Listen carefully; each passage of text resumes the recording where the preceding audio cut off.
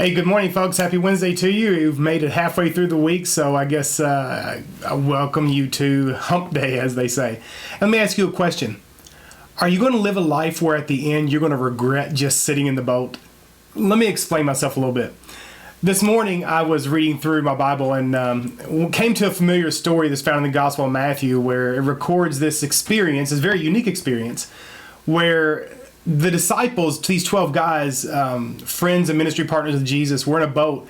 And it was during the night and things were kind of eerie, if you will. And all of a sudden they see something on the water. They're not sure what it is. And suddenly Jesus reveals himself as being one who is standing on the water. And Peter, who often is the one to speak first among these 12 guys, says, "All right, Jesus, if it's you, tell me to get out of the boat and come walk to you." And the story is famous because we know that Peter got out of the boat and he took a couple steps, but then, of course, he sunk. And thankfully, Jesus is faithful to him, even whenever Peter lost his focus, and he reached down and saved him from the waters that were rising around him. And I often wonder, I let my imagination kind of go crazy from time to time when I think about these encounters, and I often wonder if there was ever a time where these 12 disciples were kind of sitting around the fire while Jesus was off in prayer or maybe sleeping or something, and began to kind of poke at Peter a little bit and making fun of him because he sunk. He lost his focus, and we know that's one of the primary teachings from this passage is how we lose our focus, we will often find ourselves sinking. And I wonder, like many of us, we recall Peter's failure in that he lost his focus and sunk. But you know, Peter, if this conversation even took place, I don't know, hypothetically speaking, but Peter, if it did, Peter had a comeback that nobody else did. Because Peter could come back and say, "At least I took a step." Think about that. Peter, as short-lived as it might have been, experienced the rush, the exhilaration, the joy, the over-the-top emotion of walking on water as Jesus allowed him. I don't know about you, but I can't even begin to fathom that. But Peter had an experience that the other ones didn't. And while they may have made fun of him for sinking, he could have responded, "Well, at least I took the step."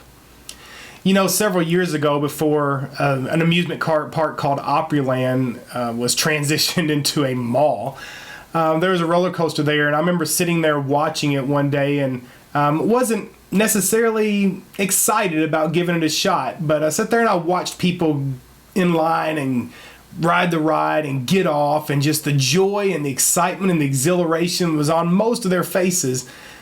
Just kind of made me wonder what I was missing.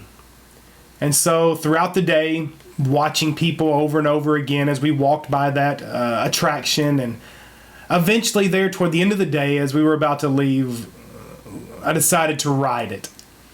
And once I did, I couldn't get enough.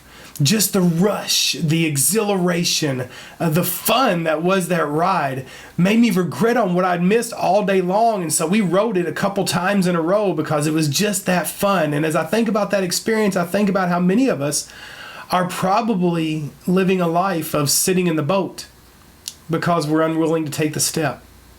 I believe Jesus has unlimited joy and excitement and exhilaration for those who will just take a step out of the boat.